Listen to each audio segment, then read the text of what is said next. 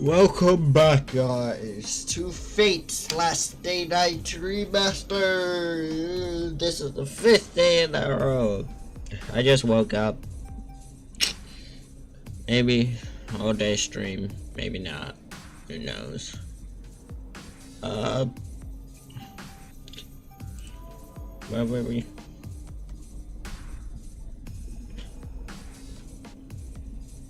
Oh yeah, we were on day 3, right? Now, I thought about going to...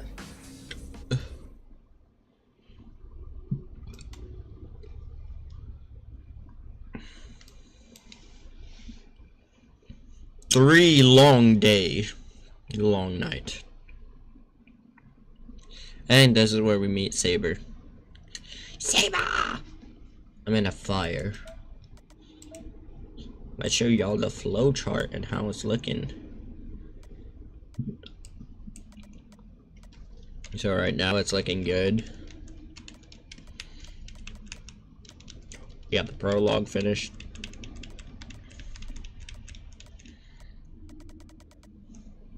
And lead off to here, here.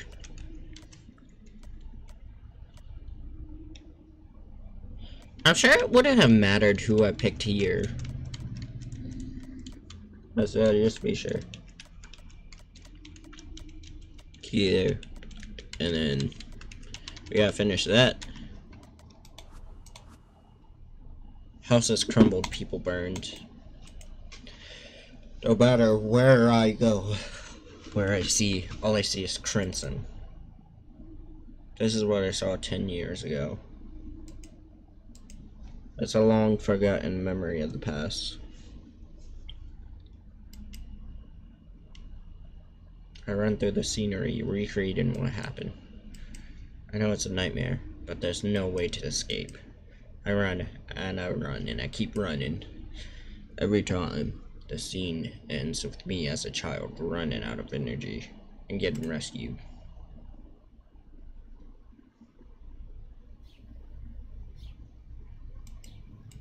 I wake up feeling wrong, and a hand to my forehead tells me, what? A hand to my forehead tells me I'm sweating. Oh no, it's late! The clock reads past 6. I hear soft sounds of chopping from the kitchen. Sakura is early again.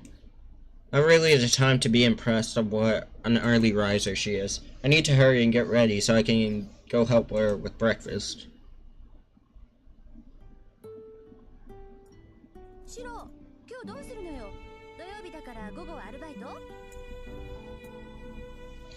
Shiro, what are you gonna do today?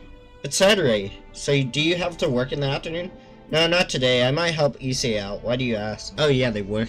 They go to school on Saturdays, I think. Oh, no reason.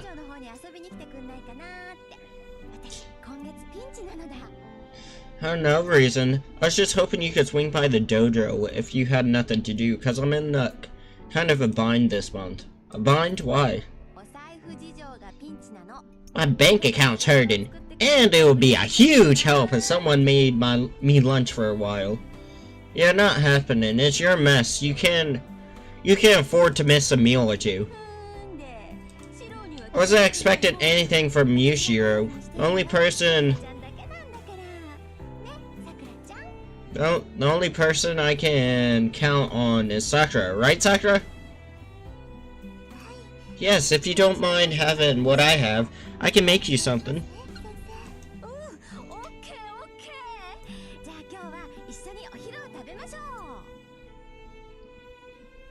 Ah, good. Then let's eat lunch together today.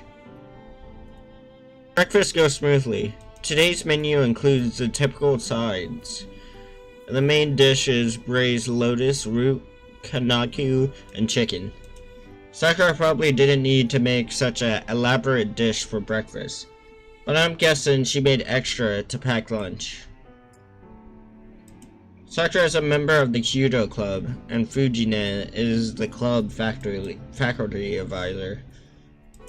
Nobody would think it was weird for the two of them to have the same club. Oh, by the way, Shiro, You woke up late today, did something happen? Fujine looks my way as she sips her miso soup. As much as she's just the kind of half out there, most of the time she's pretty sharp about this kind of thing. Had a dream about the past and woke up feeling crappy, that's it. Oh, so the usual. Nothing to worry about then. It's not an interesting topic for Fujine, so she shifts the conversation in another direction. 10 years ago. I used to have nightmares a lot when I couldn't shake the memory of that fire. But as time went on, those nightmares grew less and less frequent, and I've gotten to the point where the dreams doesn't bother me anymore. I've been told my nightmares were pretty bad back then through Fujine. Though, Fujine was already with us by then, and she's been sensitive about changes in me.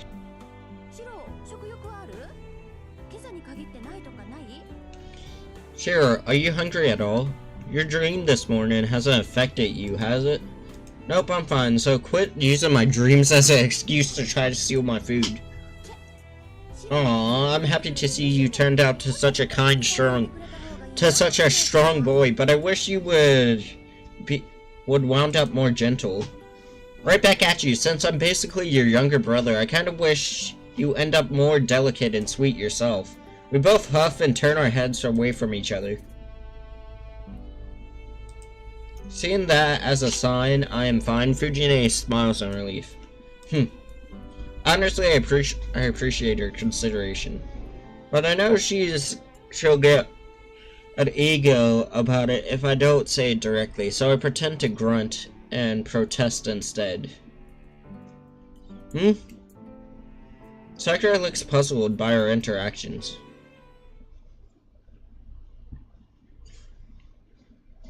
Soon after Fujine leaves, I lock up, and Sakura and I leave as well.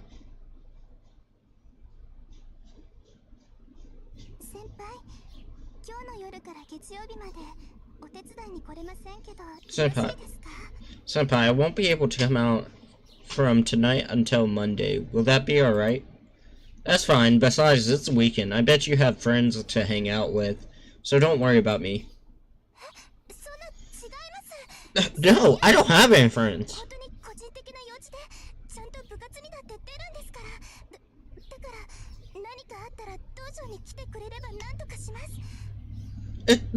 Oh, no, that's not it. It's really just personal reasons, so I'm going to practice at the club. So if you need anything, just come to the dojo and I'll figure things out.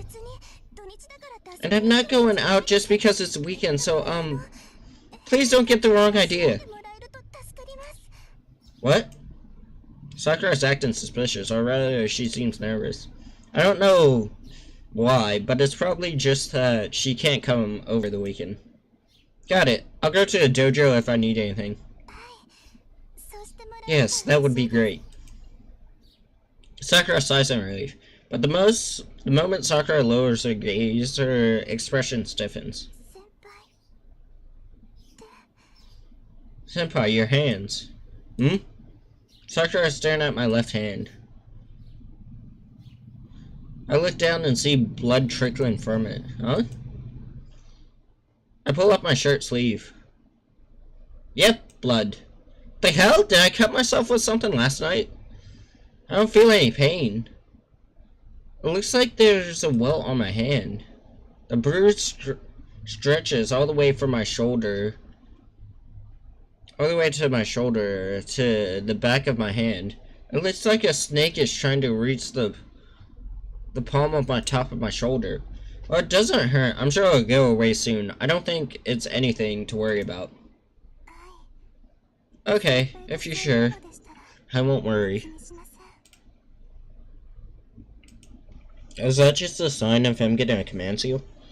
The sight of the blood probably made Sakura sick, so she keeps her head down.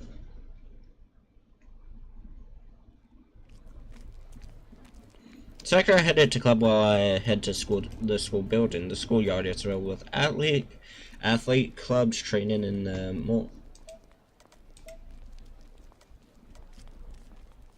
Oh dang, already?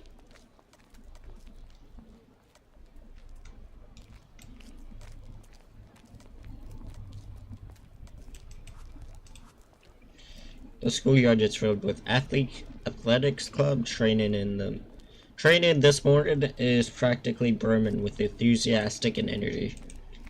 But something feels strange. Everything in school is as usual. The students exercising for morning practice are lively, and the new school building is spotless. Maybe it's just my imagination. But when I close my eyes, the mood changes drastically. The building's walls feel stained, like membranes have latched onto them, and the students themselves are like empty dolls. Maybe I'm just tired. I shake my head to clear it and head down to campus.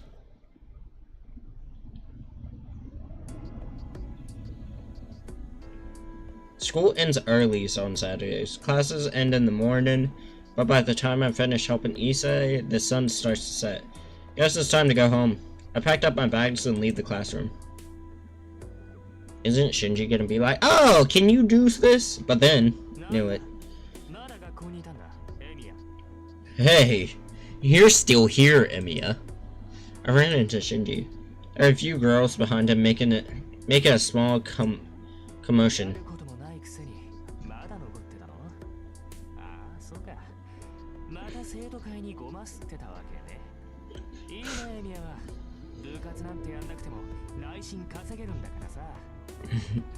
I can't believe you're still hanging around when you got nothing to do. Oh, right. You're still kissing the student council's ass. Look at you. You get into the school good grades, even though you don't go to any clubs. I'm not helping the student council. I'm just helping the school by repairing old equipment since we all use it. Listen to you. Anything is given according to Emiya. Did I ever tell you how much you piss me off? I don't remember. I probably wasn't listening if you did. You say that kind of stuff all the time. I get it.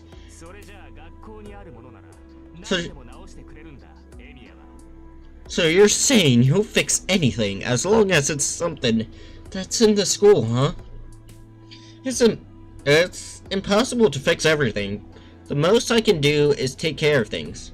Shinji is so ugly. Then do me a favor, our Kyudo club. It's kind of in a mess right now. We've got bowstrings lying around, and the range hasn't been cleaned recently. If you got time on your hands, can you take care of that too?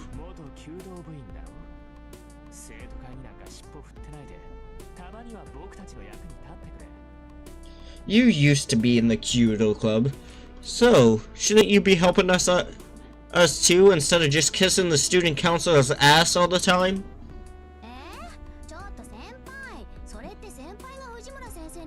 What? Shinji, didn't Miss Fujiwara tell you to do that? Yeah, you'll get in trouble if you don't do everything you were told.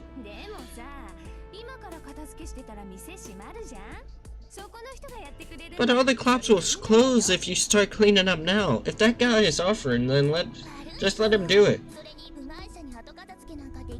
That's kind of mean, plus an outsider can't possibly clean everything. That might not be right. Shinji just said he's a former club member. Maybe we can let him do it. These girls behind Shinji are always awfully chatty. They seem like to be the Kyudo members. But since I don't recognize any of them, they must be members Shinji recruited recently. I'm counting on you then. The key's in the usual place. Just go whenever. You don't mind, right, Emiya? No, I don't mind. I got some time on my hands, so it's no problem. Thanks. So, let's go, everyone. This clown will do the boring chores for us. Don't leave me, Shinji! Oh, good luck with cleaning, senpai.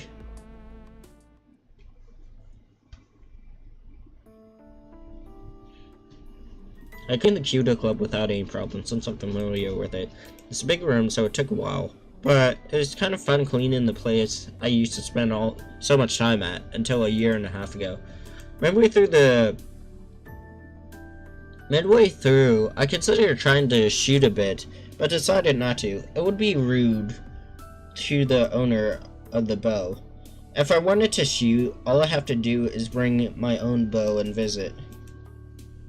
I look at the time, it's way past curfew. It's a little after 7, the school gates must be closed by now, so there's no need for me to rush out. Now that I look closely, I don't remember the dojo being so dirty before. There's a dirt and grime all over the place, like behind the bow rest in the club room. Well, I guess another hour or two wouldn't make much difference at this point. I already started, so might as well clean every nook and cranny.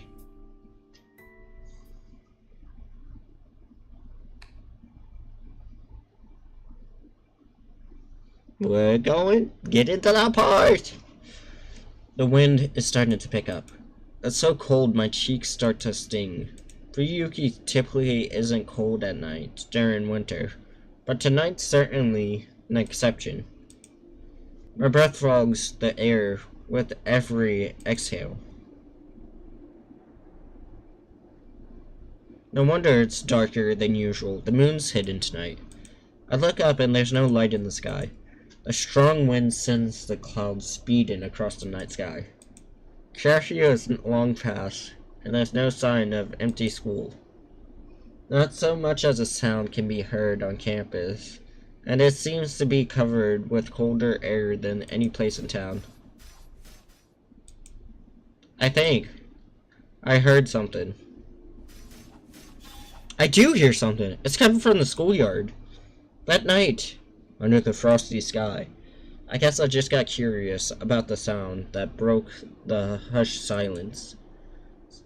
So I headed towards the sound to investigate. I got to the schoolyard. Is that people? It looks the way. At least... oh shit. It looked that way, at least from a distance. It's just so damn dark. I need to get closer if I want to find out more. The sound grew louder, more intense. I know it's that sound. It's clashing metal. Sounds like a fight. This is so stupid. What the hell am I thinking? I'm being stupid. Obviously, no one who would fight in a schoolyard with weapons like that. And then, there's probably a gut instinct that sensed the danger, or maybe keeping out of sight as I approached was just a stroke of luck. Whatever the reason, I hid behind a tree, big enough to conceal me, and took a closer look at the source of the sound.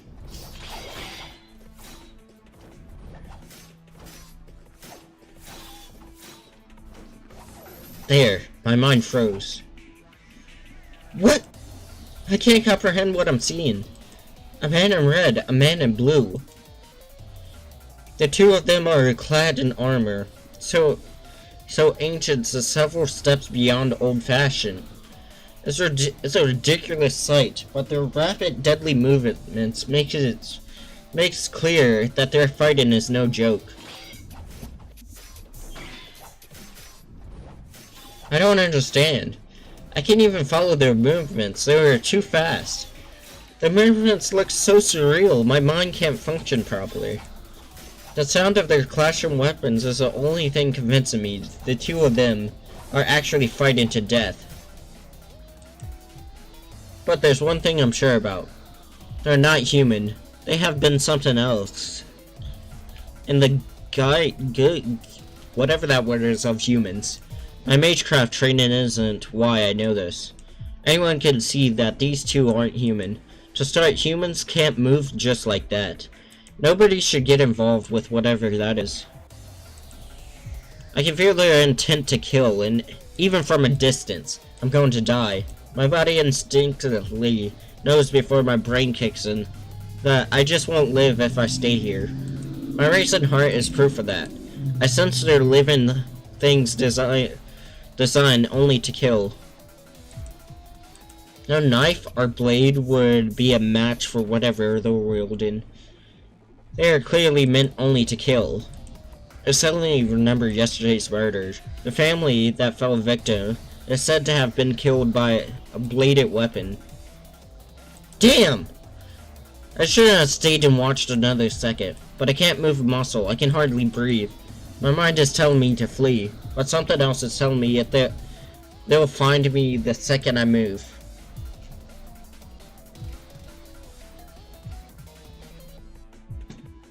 Internal conflict though, I'm just paralyzed. I'm more than 40 meters away from them, but I still imagine getting stabbed in the back with a spear. I can't breathe. The sound stops. The two figures separated, standing facing each other. Just as I'm starting to feel a sense of relief that the fight's over, another stronger sense of malice creeps over me. Here's our user, over Phantasm. What? My heart shrivels up in my chest. The numbers of my body turn to convulsion, and I clench my teeth in an effort to compress myself. Unbelievable. Who the hell is that guy? A nauseating high amount of magical energy flows into man in blue.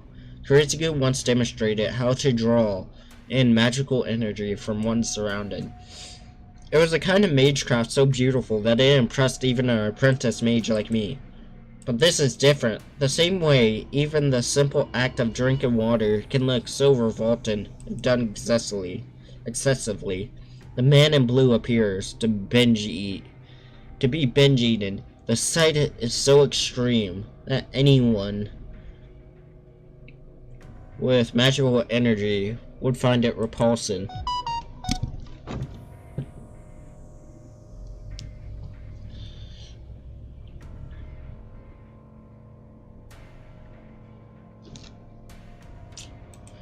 He's going to die. The man in red is dead meat. The attack will be infused with more magical energy than anyone could possibly defend against. He's going to die. That's inhuman. Something in the guise of a man is going to die. But can I just let this happen? The question shakes me out of my paralysis. My body is suddenly free, and I take a deep breath. Who's there? The man in blue glares in my direction. The man in blue crushes it in a way that tells me one thing. I'm his new target. My legs are moving before I even have the thought of running. The rest of my body finally realizes it's time to flee for my life, and suddenly, all my energy is being poured into doing exactly that. I don't remember where I ran through or how I got there, but I'm in the school building. Real genius here. I regret my own action as I huff and puff.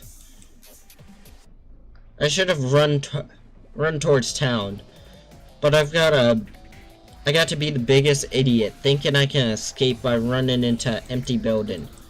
A school of all places. There must be other, better places to hide.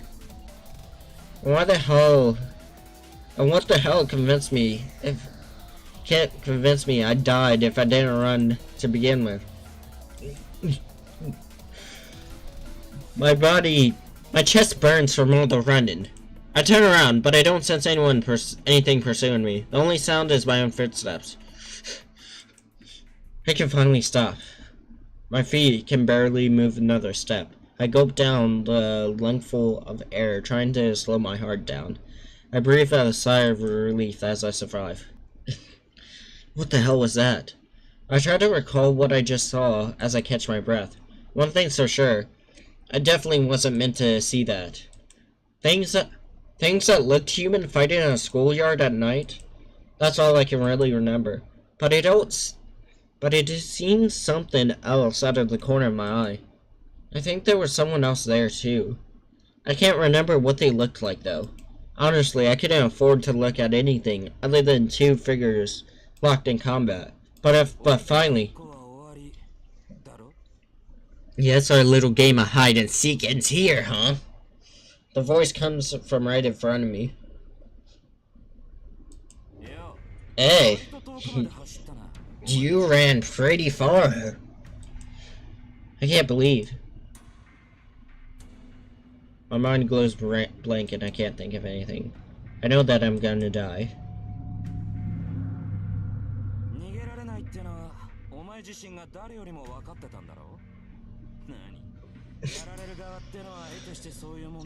There's no way out of this. You get that right? Don't worry. It's always like this when you're about to die. Nothing to be ashamed of. And with that, he raises a spear.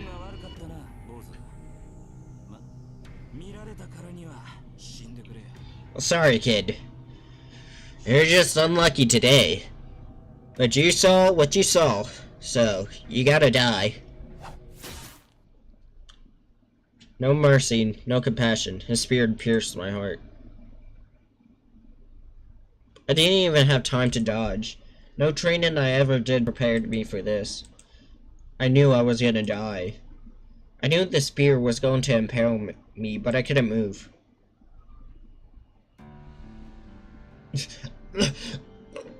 The world distorts around me. My body grows cold.